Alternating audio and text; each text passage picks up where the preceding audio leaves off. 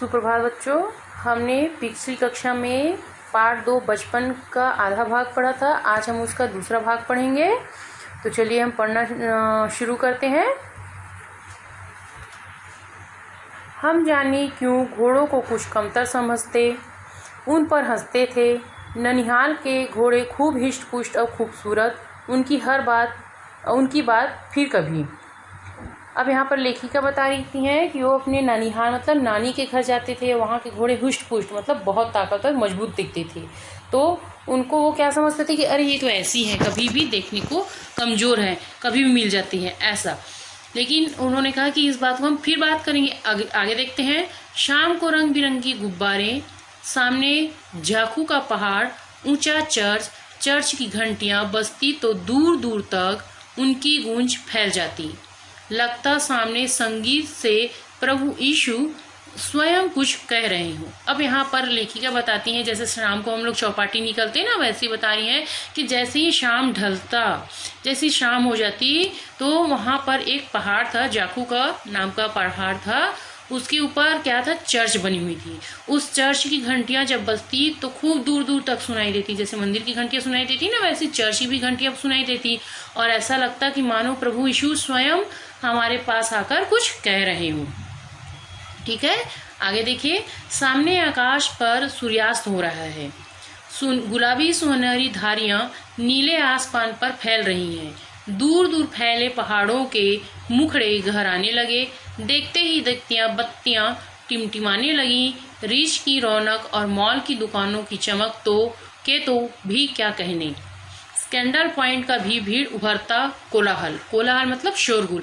अब यहाँ पर लेखिका बता रही है जैसे ही शाम हुआ, सूर्यास्त हो रहा है, तो सामने गुलाबी सुनहरी धारियां नीले आसमान पर फैल रही है। मतलब ऐसा शाम हो रही है, सूर्य ढल रहा है, तो ऐसा लग रहा है कि सूर्य की जो किरणें हैं वो धारियां आसमान पर नीले गुलाबी रंग से फैल रही हूँ। देखते देखते बत्तियां टिमटिमाने लगती। बत्तियां टिमटिमाना मतलब लाइटें जलना शुरू हो जाता था। रिज पर रौनक, रिज मतलब एक चौपाटी समझ ली, रौनक थी। और मॉल दुकानों की चमक, मॉल में भी उस समय लाइटें रहती तो और खूब प्यारा दिखता रहा होगा वो, है ना। उनके बाद तो क्या कहने। स्कैंडल पॉइंट की भीड़ उभरता कोलाहल। और वहां पर स्कैंडल पॉइंट नामक एक जगह है जहां पर जैसे ही शाम होता सारे बच्चे बूढ़े सब वहां आते और खूब मस्ती करते। तो वहां पर शोरगुल होता, कोलाहल होना चालू हो जाता। सर्वर स्कैंडल पॉइंट के ठीक सामने उन दिनों एक दुकान हुआ करती थी जिसके शोरूम में शिमला कालका ट्रेन का मॉडल बना था, जिसकी पटरियां उन पर उखड़ी। छोटे छोटे डिब्बों वाली ट्रेन, एक लाल टीन की छत वाला स्टेशन और सामने सिग्नल देता खंभा, थोड़ी थोड़ी दूर पर बनी सुरंगें। अब यहाँ पर लेखिका बता रही है कि वहीं पर स्कैंडल पॉइंट के ठीक थोड़ी दूर उसके सामने पर एक दुकान था जिस पर शोरूम था। किसका शोरूम था, तो शिमला कालका ट्रेन का शोरूम था जहाँ पर मॉडल बनी हुई थी। और उसी के आगे वो ट्रेन भी थी। तो वो ट्रेन जब पटरियों पर चलती, छोटी छोटी डिब्बे चलते, है ना। और लाल टीन मतलब लाल कलर से टीन बनी हुई थी जो स्टेशन को ढकी हुई थी। और वो वहाँ पर छोटी छोटी क्या थी, सुरंगें बनी हुई थी। ठीक है, अब आगे देखते हैं। पिछली सदी में तेज रफ्तार वाली गाड़ी वही थी। हवाई जहाज भी कभी कभी हवाई जहाज भी देखने को मिलते। दिल्ली में जब भी उसकी आवाज़ आती, बच्चे उन्हें देखने बाहर दौड़ते। दिखता एक भारी भरकम पक्षी उड़ रहा है पंख फैलाकर, यह देखो, और वह गायब। उसकी स्पीड भी इतनी तेज लगती। हाँ, गाड़ी के मॉडल वाली दुकान के साथ एक और ऐसी दुकान थी जो मुझे कभी नहीं भूलती। यह वह दुकान थी जहां मेरा पहला चश्मा था। वहां आंखों के डॉक्टर अंग्रेज थे। अब यहाँ पर लेखिका बता रही है कि पिछली सदी मतलब पिछले बीते हुए समय में वही एक ट्रेन जो थी वो तेज रफ्तार से चलने वाली थी, बाकी जो थी वो स्पीड, उनकी गति धीमी थी।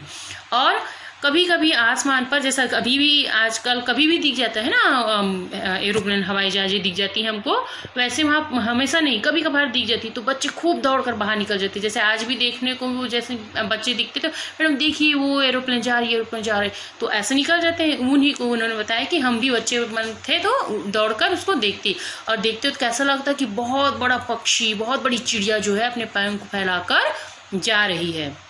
इसी के आके बताती है कि वो मॉडल वाली जो दुकान थी, वो उसी के सामने एक और दुकान थी जहां पर लेखिका का क्या बना था, चश्मा बना था, पहला चश्मा बना था।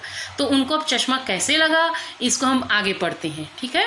शुरू में चश्मा लगाना बड़ा अटपटा लगा। छोटे बड़े मेरे चेहरे की ओर देखते और कहते, आंखों में तकलीफ है, इस उम्र में ऐनक, दूध पिया करो। मैं डॉक्टर साहिबा का कहा दोहरा देती, कुछ देर पहनूंगी तो ऐनक उतर जाएगी।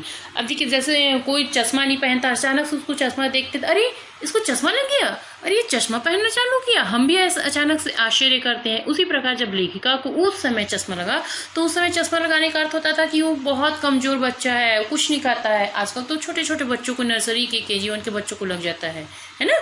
तो उस समय बहुत बड़ी बात होती। तो लेखिका बता देती हैं कि वो स्वाभाविक सी बात है कि पहली बार हम चश्मा लगाते कुछ अजीब सा लगता है, अरे क्या चेहरे में कुछ भारी भारी सा है। तो उनको भी ऐसा लगता था। आज जब वो चश्मा लगा के बाहर निकलती तो लोग उनको देखते ही बोलते, अरे इतनी छोटी सी उम्र में चश्मा लग गया, मतलब ये कुछ खाती पीती नहीं है, ये खाने पीने में ध्यान नहीं देती, ऐसा करके उनको कहते थे। और वो भी डॉक्टर की बातों को बता देती, नहीं ऐसा नहीं है, मैं कुछ दिन चश्मा लगाऊंगी फिर मैं ठीक हो जाऊंगी। वैसे डॉक्टर साहिबा ने पूरा आश्वासन दिया था, आश्वासन मतलब विश्वास दिलाना दिया था, लेकिन चश्मा तो अब तक नहीं उतरा। नंबर बस कम ही होता रहा। मैं अपने आप इसकी जिम्मेदार हूँ। जब आप दिन की रोशनी को छोड़कर रात के टेबल लैंप के सामने काम करेंगी तो इसके अलावा और क्या होगा। हाँ, जब पहली बार मैंने चश्मा लगाया तो मेरे एक चचेरे भाई ने मुझे छेड़ा, देखो देखो कैसी लग रही है। अब यहाँ पर लेखिका बता रही है कि डॉक्टर तो हम भी जाते हैं चेकअप कराने आँख का, तो डॉक्टर बोलते हैं कुछ दिन लगाइए चश्मा फिर उतर जाएगा, लेकिन ये ऐसी बीमारी है कि ये खाने पीने से उतरेगा, लगाने से नहीं, है ना। हरी हरी चीज़ें, हरी हरी सब्जियां खाएंगे तभी तो ये उतरेगी। तो नहीं, हम तो उसका ध्यान नहीं देते। तो डॉक्टर हमको आश्वासन दिलाते हैं कि हाँ ये हो जाएगा, ठीक हो जाएगा, तो लेकिन वो नहीं होता। लेकिन उनको भी लगा कि धीरे धीरे उनका चश्मा उतर जाएगा, लेकिन उतरने के बजाय क्या होता गया, नंबर कम होते गया और चश्मा उनका और हमेशा के लिए आ गया। अब ऐसे ही जैसे ही चश्मा लगाने पर हम लोग भी चिढ़ाते ना किसी को, वैसे ही उनके भाई भी उन्हें चिढ़ाने लगे, अरे देखो देखो कैसी लग रही है, लंगूर लग रही है, लंगूर मतलब बंदर, ऐसा उन्हें चिढ़ाने लगे। चलिए फिर आगे देखते हैं। आँख का चश्मा लगाया ताकि सूझे दूर की, यह नहीं लड़की को मालूम सूरत बनी लंगूर की। अब देखिए उनके भाई उन्हें कैसे चिढ़ाते हैं कि आँख पर चश्मा लगाया, और उन्होंने अपने चेहरे पर आँख पर चश्मा लगाया, अरे इसे कुछ दिखता नहीं, चिढ़ा रहे ताकि इसे कुछ नहीं सूझता, कुछ नहीं दिखता। ये लड़की नहीं दिखती है, कैसी दिखती है, लंगूर दिखती है, मतलब बंदरिया जैसे, मैंने पहले बता दिया था आपको। मैं खींची कि मुझ पर यह क्यों दोहराया जा रहा है, पर शेर बुरा ना लगा। उन्होंने खींची मतलब गुस्साई, थोड़ा सा उन्होंने वो गुस्साई और बोली कि मुझे यूँ क्यों चिढ़ा रहे हो। फिर बाद में सोची अरे ये तो कविता टाइप जैसे है, तो फिर वो मान गई। जब वह चाय पीकर चले गए तो मैं अपने कमरे में जाकर आईने के सामने खड़ी हो गई। कई बार देखा, अपने आप को देखा, ऐनक उतारी, फिर पहनी, फिर उतारी, फिर देखती रही, सूरत बनी लंगूर की, नहीं, हाँ। अब देखिए उन्हीं बातों को वो दोहराने लगी। अब क्या कि जैसे उनके भाई आए, उन्हें चिढ़ाया और चले गए। उसके बाद कुछ देर बाद हम भी, जैसे हमको कोई चिढ़ाता है तो देखते ना कि क्या चीज़ ऐसा हमको दिख रहा है कि ये हमको चिढ़ा रहे हैं, वैसे ही वो भी क्या कि अपने कमरे में जाकर अपने आप को देखकर सोचने लगी कि मुझे क्यों चिढ़ा रहे हैं। ठीक है, फिर चश्मे लोग का वो लगा कर देखती, फिर उतारती, मैं चश्मे बगैर कैसे दिखती हूँ, लगा कर कैसे दिखती हूँ, है ना। इन सारी चीज़ों को बार बार करती रही और वही उनके चिढ़ाए हुए शब्दों को बोलती रही। फिर मैंने अपने छोटे भाई को टोपा उठाकर सिर पर रखा। कुछ अजीब लगा। और अच्छा भी और मजाकिया भी। अब वहीं पर उनके छोटे भाई की टोपी था, टोपा मतलब टोपी थी, तो उनको वो पहनती और उतारती ताकि उनको ये लगता कि मैं कैसे दिख रही हूँ। वो बार बार आईने के सामने अपने आप को ऐसे देखने लगी। ठीक है, अब आगे देखिए। फिर तब की बात थी, अब तो चेहरे के साथ घुल मिल गया है चश्मा। जब कभी उतारा हुआ होता तो चेहरा खाली खाली लगने लगता है। याद आ गया वह टोपा, काली फ्रेम का चश्मा और लंगूर की सूरत। हाँ, इन दिनों शिमला में मैं सिर पर टोपी लगाना पसंद करती हूँ। मैंने कई रंगों की जमा कर ली है। कहाँ दुपट्टों को ओढ़ना और कहाँ सहज सुभीते मतलब सुविधाजनक वाली हिमाचली टोपियाँ। हिमाचली मतलब अलग अलग प्रकार की टोपियाँ रहती ना, उन्होंने उसको बताया है। तब वो बताती हैं कि उस समय क्या हुआ कि उनको चश्मा लगाना अजीब सा लगता था, लेकिन जैसे जैसे लगाते गए तो उनके चेहरे पर वो अच्छा दिखता गया। और फिर ऐसा हुआ कि उनके चेहरे से वो चश्मा कभी नहीं उतरा, और जब उतारो तो क्या लगता है, खाली खाली सा। जैसे मैं कभी कभी चश्मा लगाकर आपको पढ़ाती तो आप कहते हैं ना, मैडम आप भी चश्मा लगाती हैं, तो उसी प्रकार वो भी ऐसे चश्मा लगाती हैं, है ना। फिर उसके बाद उन्होंने बताया कि वो सारी चीज़ें उनको पुरानी यादें शिमला की आने लगी, और उसी के आधार पर उन्होंने क्या क्या इन सारी बातों को बताया है। उन्होंने बताया कि वो पहले दुपट्टा ओढ़ा करती थी, अब वो दुपट्टे की जगह क्या लगाती हैं, टोपी लगाती हैं। तो इस पाठ के आधार पर लेखिका कृष्णा सोवती जी ने अपनी बचपन की सारी बातों को हमारे सामने प्रस्तुत किया है। उन्होंने बताया है कि किस प्रकार अब के समय में और पहले के समय में परिवर्तन है। अब हम कभी कोई सा भी टोपी लगा ले, चश्मा लगा ले, तो हमको ना कोई टोकने वाला ना देखने वाला, है ना। पहले अजीब सा कोई मेकअप कर तो जोकर बन जाए तो हम भी देखते हैं, लेकिन उस समय और आपके समय में बहुत अंतर है। जैसे आप भी अब अभी बच्चे हो, आप बड़े हो जाओगे, आप अपने बच्चों से अब बहुत बड़े हो जाओगे तो उनको बताओगे नहीं हमारे समय में ऐसा था, हम ऐसे पढ़ते थे। उनके समय में पढ़ाई जैसे अभी ऑनलाइन पढ़ रहे हैं ना, वैसे उस समय में वो लोग घर बैठे पढ़ेंगे, तो वो सारी चीज़ें क्या होगी, अलग अलग प्रकार से हो जाएंगी। तो इसी को लेखिका ने एक संस्मरण के आधार पर मतलब यादों के आधार पर हमारे सामने साझा किया है, मतलब प्रस्तुत किया है। अब आगे देखिए इसके प्रश्न उत्तर। तो प्रश्न उत्तर में लेखिका बचपन में इतवार की सुबह क्या क्या करती थी, तो क्या करती थी, अपने मोजे धोती थी, जूता पॉलिश करती थी, है ना, और इन सारे कामों को उनको स्वयं करना पड़ता था। दूसरा, तुम्हें बताऊंगी हमारे पास और तुम्हारे समय में कितनी दूरी हो चुकी है, यह कर लेखिका क्या बताती, बहुत सारी चीजें बताती, कालका ट्रेन के बारे में बताई है, खाने पीने की चीजें के बारे में बताई है ना। तो ये दूसरे प्रश्न का है। तीसरा, पाठ में पता करके लिखो कि लेखिका को चश्मा क्यों लगाना पड़ा, क्योंकि वो दिन का काम दिन में न करके क्या करती थी, रात को कैंडल की रोशनी से करती थी, तो उससे तो आंखें कमजोर होगी ही।